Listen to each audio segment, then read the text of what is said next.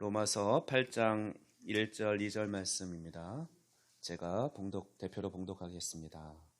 그러므로 이제 그리스도 예수 안에 있는 자에게는 결코 정죄함이 없나니 이는 그리스도 예수 안에 있는 생명의 성령의 법이 죄와 사망의 법에서 너를 해방하였습니다. 아멘. 네, 여러분은 이 시간은 죄책감은 어떻게 해결될 수 있는가라는 제목으로 함께 은혜를 나누고자 합니다. 여러분은 사죄의 확신이 있습니까? 우리가 믿음 생활을 하면 제가 캠퍼스 때 배웠던 건 오확신에 대해서 좀 배웠습니다. 말씀이나 기도 응답의 확신, 또 사죄의 확신, 또 하나님의 인도하시는 확신, 이런 확신들이 필요한데, 그래서 우리가 예수님을 믿고 우리의 죄의 문제가 다 해결됐다라고 생각하지만 가끔씩 예전에 내가 저질렀던 그런 잘못이나 또는 내가 열심히 산다고 하지만 그러면서도 찾아오는 어떤 죄책감, 이 문제를 여전히 떨쳐버릴 수 없어서 때로는 괴롭기도 하고 그렇습니다. 도대체 얼마나 우리는 눈물 흘리며 회개의 기도를 해야 하는가, 이런 고민을 하면서 신앙생활을 합니다. 그런데 기독교 역사에 있어서 이런 죄의 문제로, 이 죄책감의 문제로 가장 많이 고민하고 또 씨름했던 사람이 바로 종교개혁자였던 마틴 루터입니다. 루터는 가문도 좋은 가문에서 태어났고 아주 똑똑한 법학을 공부하는 아주 유명한 그런 사람이었습니다. 근데 그가 어느 날은 22살 때 친구와 함께 들로 소풍을 갔다가 얼마 전에 우리나라도 해변에서 벼락을 맞고 이런 사고가 있었지만 아마 그때도 이런 벼락이 내렸던 것 같습니다. 갑자기 소나기가 쏟아졌고 그래서 큰 나무 밑으로 비를 피한다고 피했는데 정신을 잃게 되죠. 뭔가 큰 꽝 하는 소리와 함께 루터는 정신을 잃었고 한참 후에 깨어나 보니까 옆에 친구가 새카맣게 수초로 변해 있는 거예요. 그냥 타서 죽은 거죠. 벼락을 맞아서. 그러면서 그는 그런 생각을 합니다. 갑자기 더 큰 두려움이 자기를 엄습했고, 만약에 죽어있는 자가 친구가 아니라 나였다면, 그렇게 내가 이 시간 젊은 나이지만 죽음을 맞았다면 나는 구원을 받아 천국에 갈 수 있었을까? 이런 질문을 하게 됩니다. 그런데 아무리 생각해봐도 자신이 없었습니다. 그래서 루터는 아버지의 만류에도 불구하고 그 미래가 밝던 법학 공부를 뒤로 하고 그만두고 이제 수도원에 들어가서 수도 생활을 하면서 신학 공부를 합니다. 일주일에 이틀씩 금식하면서 또 식사하는 날조차도 식사하는 날에는 한 끼만 먹으면서 그렇게 금욕적인 생활을 하면서 기도하고 또 노동하고 나머지 대부분 시간을 기도하면서 하나님 마음에 합한 사람으로 자신 안에 있던 그런 죄책감과 죄의 문제가 다 씻겨지기를 기도하면서 그렇게 살았습니다. 심지어 성 베드로 성당에 수백 개나 되는 계단을 무릎으로 꿇고 기어오르는 그 고행의 과정을 반복하면서 살갗이 다 터져나가고 피가 흐르고 뼈가 거의 드러날 정도로 그런 고행을 했지만 여전히 그 가운데 구원의 확신은 생기지 않았습니다. 오히려 날이 갈수록 심판에 대한 두려움은 더 커져갔습니다. 루터는 훗날 이때 일을 회상하면서 이렇게 기록을 남겼다고 합니다. 수도원에 있을 때 나는 세상에서 가장 비참한 피조물이었다. 낮이나 밤이나 심판에 대한 공포심에 떨며 절망의 눈물을 흘렸다. 수도원에 걸린 그리스도의 초상화에서 나를 심판하시는 지옥의 악마를 보았다. 그때마다 나는 새파랗게 질려서 성모 마리아여, 당신의 아들의 진노로부터 이 불쌍한 나를 구원하여 주소서라고 절규했다. 루터는 왜 이렇게 심판의 두려움 앞에 떨어야만 했습니까? 사실 그 이유는 그 당시 로마 카톨릭 교회의 구원관과 관련이 있습니다. 당시 교회에서 로마 카톨릭 교회는 이렇게 가르쳤습니다. 거룩하신 하나님께서는 우리가 거룩한 삶을 살기를 원하신다. 그래서 사람이 하나님이 원하시는 그 거룩의 수준에 도달해야 구원의 은혜를 우리가 받을 수 있다 가르쳤습니다. 즉 하나님이 원하시는 어떤 도덕적이고 또 영적인 수준에 이르러야만 구원을 받을 수 있다라는 거죠. 그렇다면 사람이 어떻게 이런 수준에 이를 수 있겠습니까? 교회에서는 교회 출석을 강조했고 또 성직자에 대한 순종, 그리고 고해성사, 또 가난한 사람들을 위한 헌금, 또는 어떤 성지순례 같은 어떤 성물을 만지거나 또 성지순례 같은 거 답사하는 것을 통해서 죄의 문제가 해결되고 구원받을 수 있다. 이런 여러 가지 장치들을 만들어냈죠. 그런데 이런 가르침의 문제는 그것을 열심히 따라서 한다 하더라도 사람이 아무리 노력을 해도 사람 스스로 하나님의 구원을 받을 만큼 얼마만큼 거룩해졌는지 확신을 가질 수가 없다라는 것입니다. 제 아무리 노력을 해도 하나님의 구원에 이를 만한 은혜를 받을 정도로 자신이 충분히 의롭게 되었다는 확신을 갖는 사람이 거의 없다는 거죠.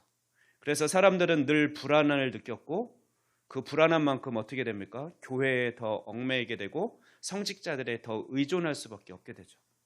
사실 그래서 교회는 이런 사람들을 통제하는 어떤 절대 권력을 갖게 되었습니다. 그러면서 점점 더 부패해져 갔죠.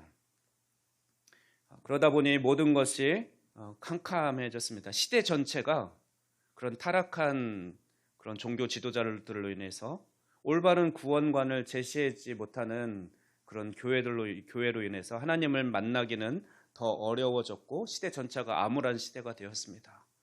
이것이 바로 루터를 붙잡고 있었던 고통의 근본적인 이유이기도 했죠. 그런 상황 속에서 루터는 계속 신학 공부를 했고 드디어 신학 박사를 받고 이제 독일의 비텐베르크 대학의 교수가 됩니다. 그래서 그는 시편을 연구하고 또 갈라디아서와 로마서를 몇 차례 강의를 합니다. 그러던 1517년 9월 어느 날 밤에 머물고 있던 그 비텐베르크 성당의 다락방에서 그는 로마서의 한 말씀을 묵상하는 가운데 큰 깨달음을 얻게 됩니다. 그 말씀이 어떤 말씀일까요? 궁금하시죠? 네, 로마서 1장 17절 말씀입니다. 로마서 1장 17절 말씀을 읽는 중에 큰 깨달음을 얻습니다. 복음에는 하나님의 의가 나타나서 믿음으로 믿음에 이르게 하나니 기록된 바 오직 의인은 믿음으로 말미암아 살리라 함과 같으니라. 그때까지 교회의 가르침에만 충실했던 루터는 이 구절에서 나오는 그 하나님의 의란 각 사람이 노력해서 이루어야 될 의로 그동안은 그렇게 이해해 왔었는데 다시 이날은 묵상하면서 깨닫게 된 것이 하나님의 의란 각 사람이 노력해서 이루어야 되는 그런 높은 도덕적이고 영적인 수준이 아니라 바로 하나님이 예수님을 십자가에 죽게 하시고 그 십자가 사역을 통해서 이루신 의, 우리에게 선물로 그냥 주시는 의이고 우리가 이 사실을 그냥 믿고 받아들이기만 하면 되는 것임을 깨닫게 됩니다. 즉 그 의가 사람에게서 나오는 것이 아니라 하나님의 의라는 것을 깨닫게 되는 거죠. 그래서 그는 깜짝 놀라면서 교부들의 가르침, 훌륭한 교부들의 가르침을 찾아보았습니다. 그래서 아타나시오스나 아우구스티누스, 과거의 위대한 교부들의 표현이 조금은 달라도 동일한 가르침을 주고 있다는 것을 그는 발견하게 됩니다. 심지어 루터 직전에 종교개혁가였던 얀 후스도 그렇게 주장하다가 로마 교회로부터 화형에 처하게 됐는데 그 사실을 또 확인하게 되고 또 루터는 말씀, 그동안 자신이 연구했던 시편이나 갈라디아서 또 에베소서와 같은 그 말씀에서도 똑같은 이야기를 하고 있다는 것을 깨닫게 됩니다. 루터는 이날 놀라운 이 깨달음의 순간을 이렇게 표현했습니다. 그때 나는 하늘문이 열리고 그리스도께서 나를 위해 기뻐하고 계심을 보았다. 그리스도는 더 이상 나의 심판자가 아닌 나를 지극히 사랑하셔서 나 대신 십자가를 지신 분이 되셨다.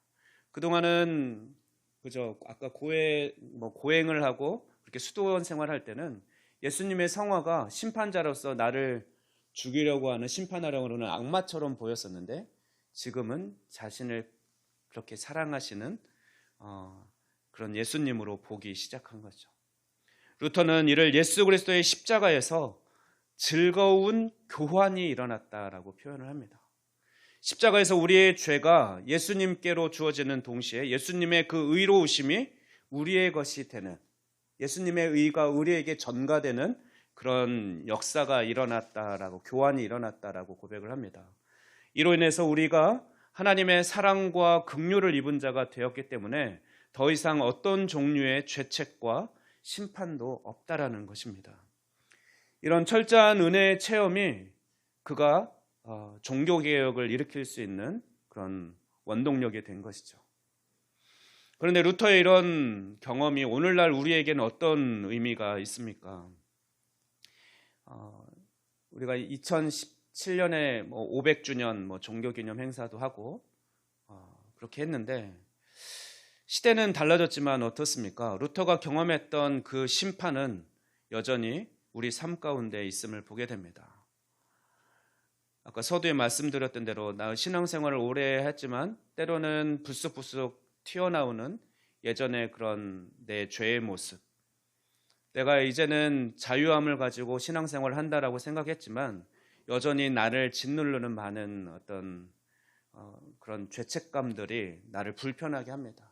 그래서 때로는 눈물 흘리며 기도해야 뭔가 시원함을 다시금 얻게 되고, 그래서 계속해서 회개의 기도를 반복해야만 되는, 오늘날 사람들은 특히나 무한 경쟁의 시대를 살아가고 또한 SNS를 통해서 자신을 자랑하고 드러내는 그런 비교당하는, 가만히 있어도 비교당하는 그런 시대를 살아가면서 참 힘든 그런 강박한 시대를 살아가면서 스스로를 더 왜소하게 보고, 또 그래서 요즘 현대인들은 더 많은 사람들이 우울증이나 그런 또 자신을 착취하고 스스로를 보잘것없는 자로 보는, 그런 연약한 자로 보는 그런 여러 가지 어려움 속에서, 그래서 많은 사람들이 과잉행동 장애라든가 아니면 경계성 성격 장애, 어떤 소진 증후군, 이런 다양한 심적인 병들을 앓는 그런 환자들이 많은 시대를 우리는 살아가고 있습니다.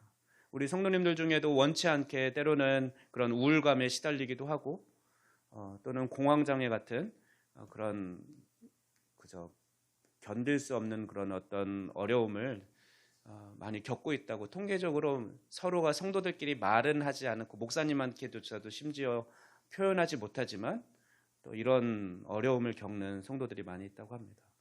이런 현대 시대인들에게 오늘 본문이 속해 있는 로마서 8장 말씀은 우리에게 참으로 위로가 되며 최고로 좋은 극약 처방과 같은 말씀입니다.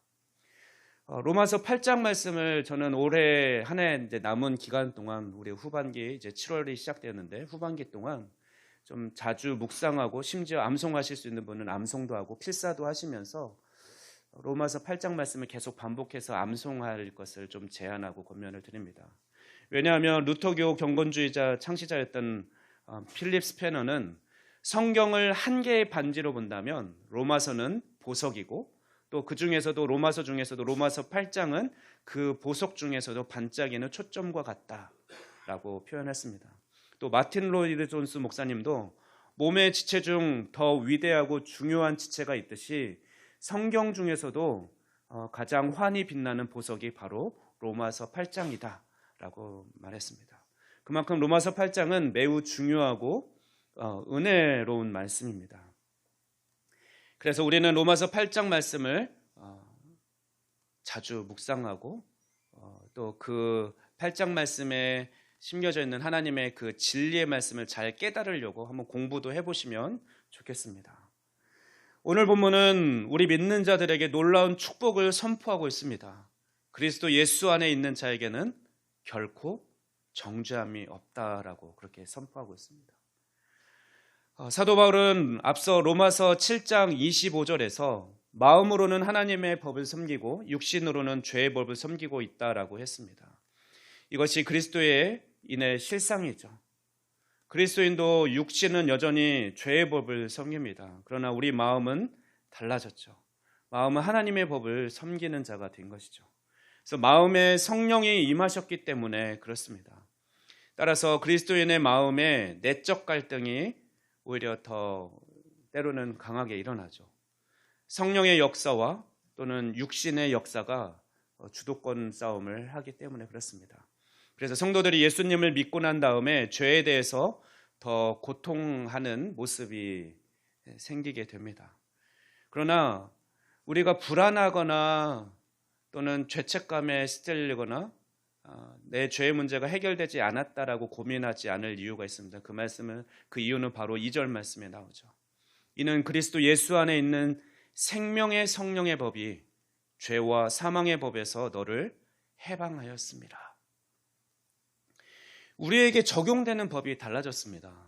예전에는 예수님을 믿기 전에는 죄와 죽음의 법 아래에 있었습니다. 그래서 죄를 지으면 죽게 되는 법이죠. 그런데 예수님을 믿으면 적용되는 법이 달라집니다.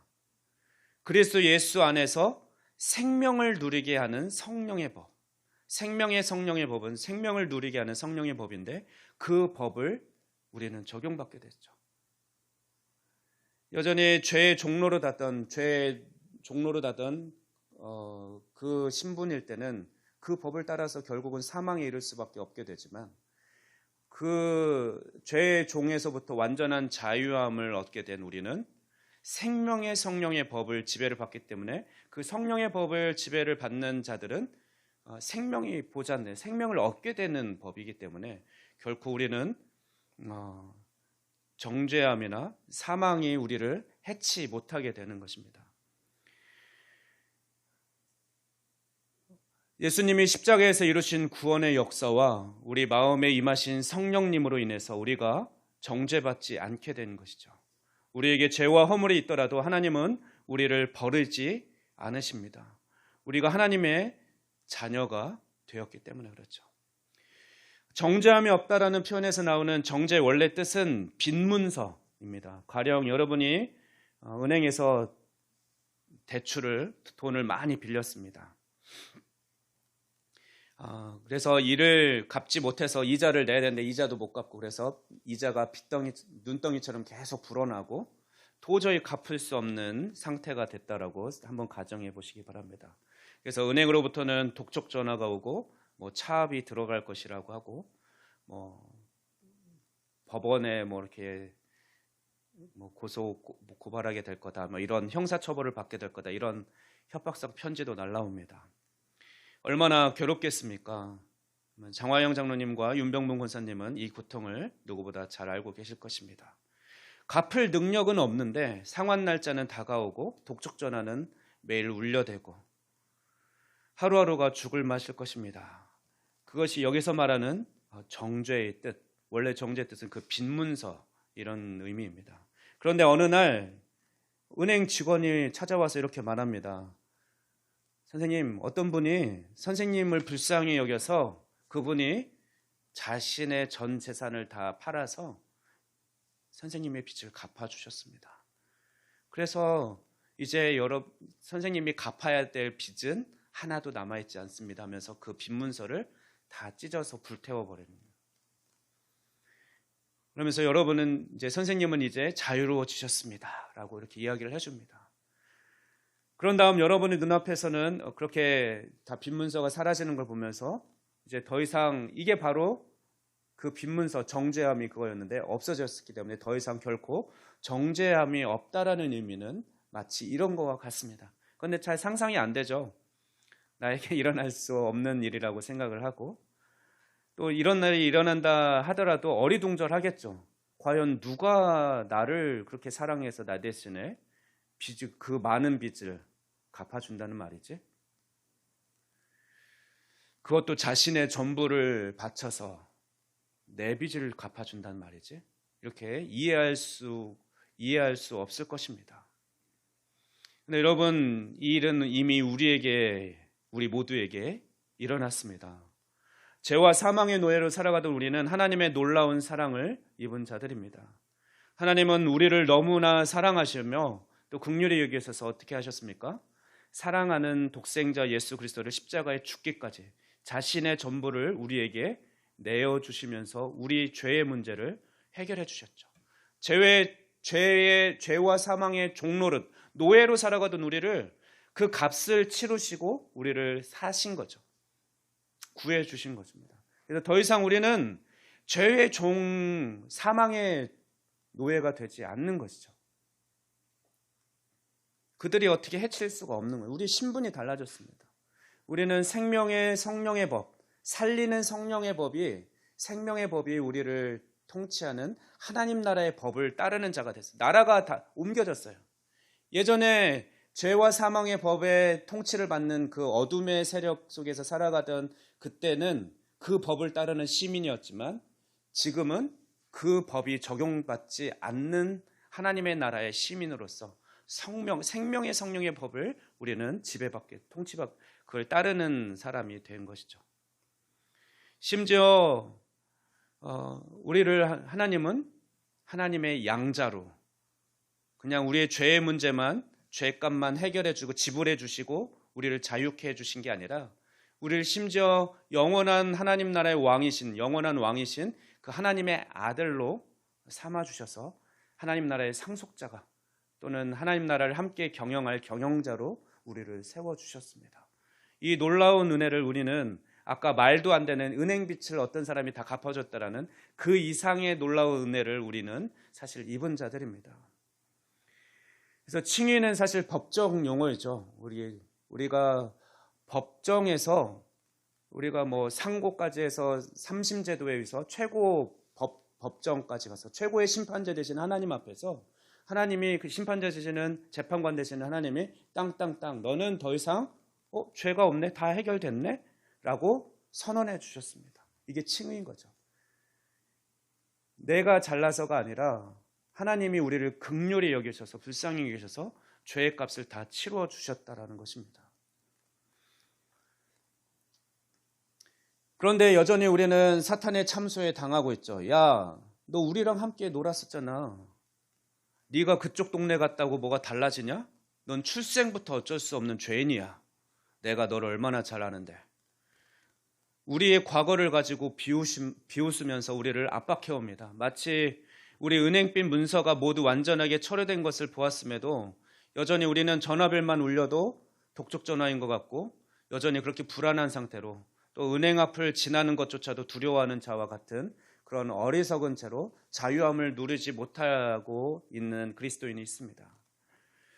그러나 오늘 로마서 8장 1절, 2절 두 구절만, 뭐 이후의 말씀을 살펴보지 않더라도 이 두 구절만 보더라도 분명히 사도 바울은 선언하고 있죠. 우리는 더 이상 죄와 사망의 법에 속한 자가 아니라 생명의 성령의 법에 속한 하나님 나라의 시민이야. 결코 정죄함이 없어. 이미 우리는 재판장이, 최후의 재판장이신 하나님이 땅땅땅 너는 더 이상 죄가 없어 라고 선언했기 때문에, 내가 스스로 죄책감이 들다 할지라도 그것이 나의 신분이나 나의 생태를 바꿀 수는 없다라는 것입니다. 물론 우리는 다음 두 가지 질문을 갖게 될 것입니다. 먼저는 이런 질문을 할 것입니다. 우리는 우리의 타고난 죄, 그래 원죄는 하나님께서 해결해 주셨고, 또 우리 과거의 죄까지도 예수님께서 모두 사해 주셨다 치더라도 여전히 내가 죄 가운데 머물러 있는데, 나는 여전히 세상과 버타며 살아가고 있는 것 같은데 어떻게 자유할 수 있습니까? 계속해서 죄를 짓게 되는데 이 죄의 문제는 어떻게 해결합니까? 오늘 본문에 이어지는 로마서 8장 3절 4절 말씀을 한번 보십시오.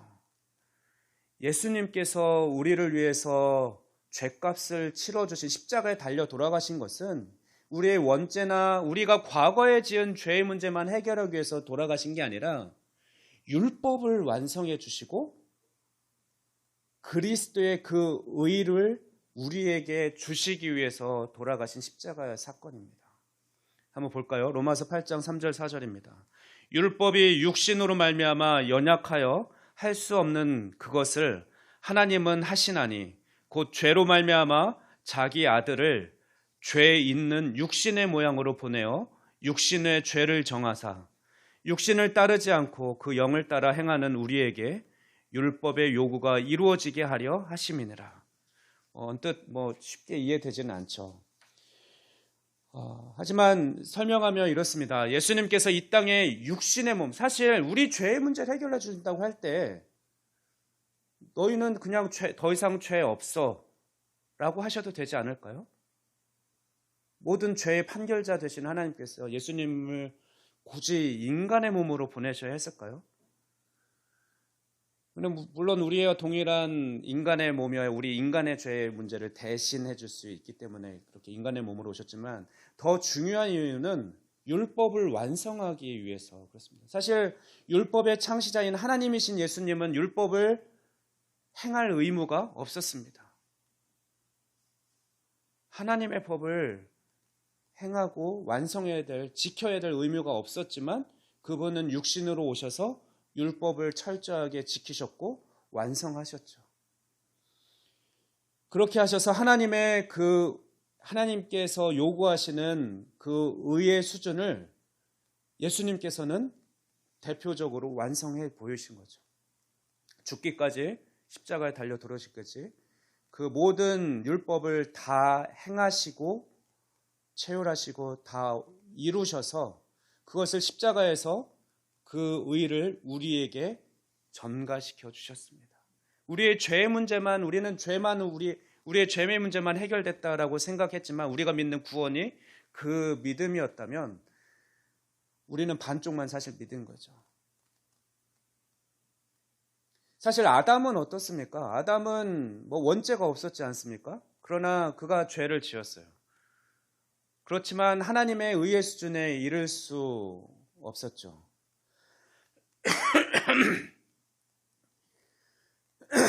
그는 사람이었기 때문에 완전히 이룰 수는 없었습니다. 하지만 그 아담이 이루지 못한 그 의까지도 예수님은 다 이루셨다라는 것이죠. 우리가 행해야 될 그 율법의 완성, 그 의로움 행위까지도 이미 다 대신 율법을 행해 주시고 완성해 주셨기 때문에 우리가 그 루터가 아까 고행을 하고 그러면서 의로움을 갖추려고 했던 그 노력이 이미 예수님이 다 하셨는데 헛수고인 거죠.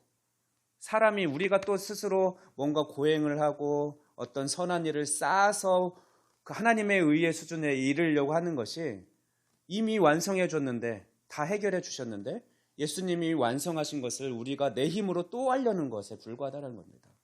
우리는 하나님께서 예수님을 통해서 완성해 주셨다라는 것을 믿는 믿음으로 우리는 의롭게 되는 것이죠. 그 자유함을, 의로움을 누리게 됩니다. 그렇기 때문에 우리는 앞으로 지을 죄까지도 모든 의의 문제까지도 우리는 다 해결받은 것이죠. 앞으로 지을 죄까지도 우리가 하나님 앞에 하나님의 자백하고 고백하면 이런 문제가 해결되는 것입니다. 죄의 문제. 그렇다면 우리는 또 이런 질문을 하게 될 겁니다. 어떤 사람이 자신은 회개하기만 하면 죄가 없다라고 그렇게 말할 수 있습니까? 회개가 무슨 면죄부입니까? 피해를 입은 이 사람의 입장에서는 아직 용서도 안 했는데 그는 떳떳합니다. 나는 회개했어. 나는 이제 죄가 없어 라고 말하는 그 사람을 어떻게 볼 거냐. 우리 그리스도인들이 너무 이기적이고 양심도 없는 사람들로 믿지 않는 사람들 눈에는 그렇게 비춰지지 않겠습니까? 이런 질문을 할 수 있겠죠. 요한일서 1장의 말씀을 보십시오. 그러면 우리 죄의 문제에 대해서 죄에 대해서 이렇게 말합니다. 요한일서 1장 5절에서 10절 말씀입니다. 우리가 그에게서 듣고 너희에게서 전하는 소식은 이것이니 곧 하나님은 빛이시라. 그에게는 어둠이 조금도 없으시다는 것이니라. 만일 우리가 하나님과 사귐이 있다 하고 어둠에 행하면 거짓말을 하고 진리를 행하지 아니함이거니와 그가 빛 가운데 계신 것 같이 우리도 빛 가운데 행하면 우리가 서로 사귐이 있고 그 아들 예수의 피가 우리를 모든 죄에서 깨끗하게 하실 것이요. 만일 우리가 죄가 없다고 말하면 스스로 속이고 또 진리가 우리 속에 있지 아니할 것이요. 만일 우리가 우리 죄를 자백하면 그는 미쁘시고 의로우사 우리 죄를 사하시며 우리를 모든 불의에서 깨끗하게 하실 것이요.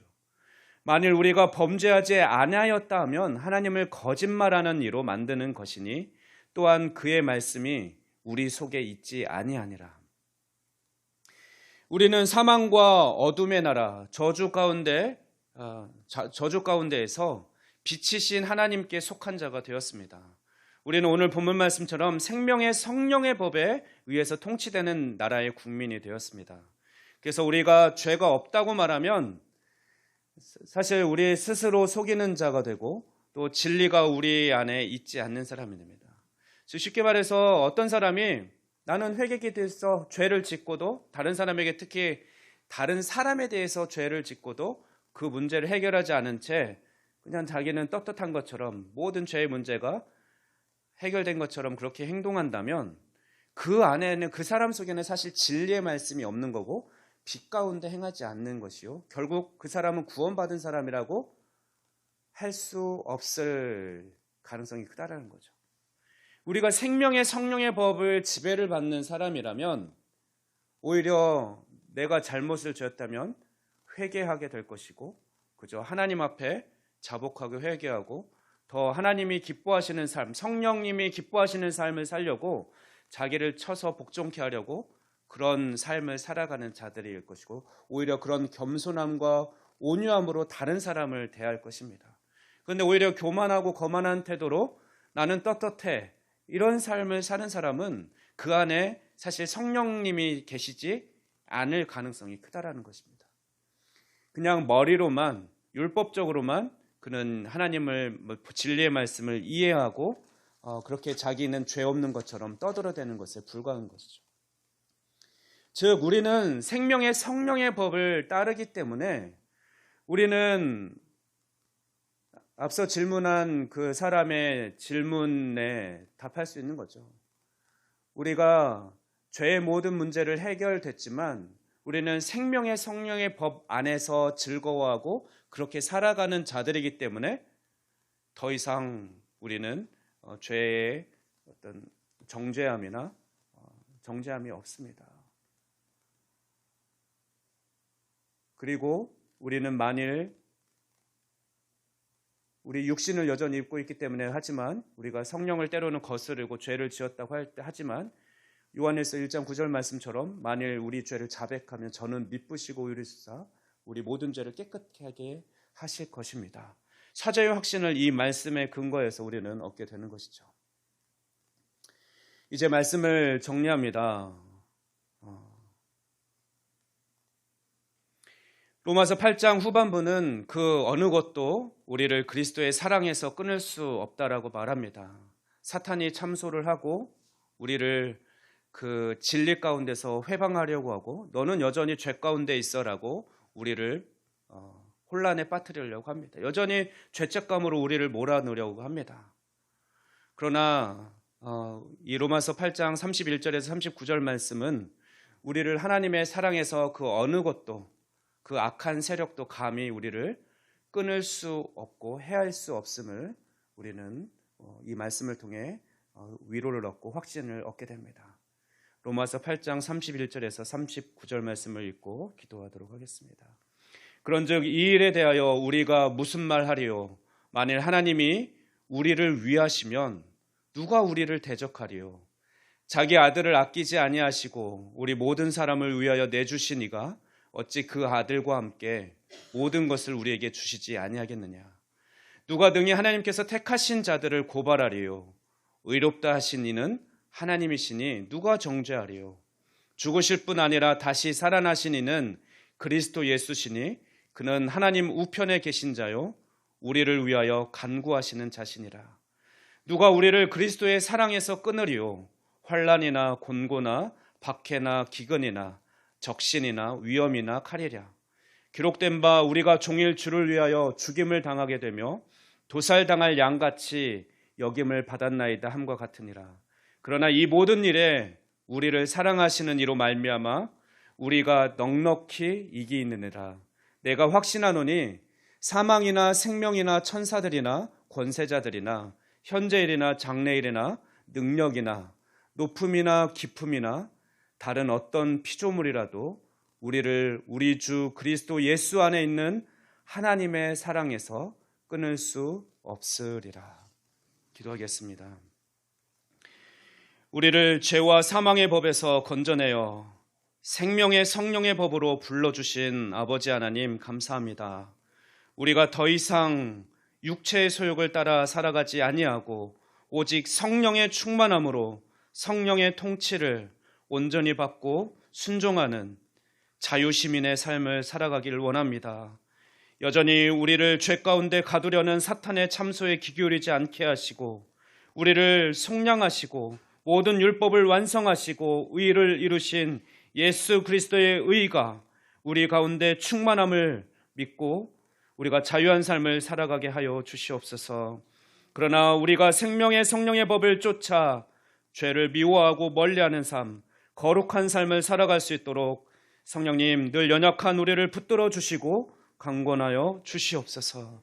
감사드리며 이 모든 말씀 모든 죄에서 우리를 자유케 하신 우리 주 예수 그리스도의 이름으로 기도하옵나이다. 아멘.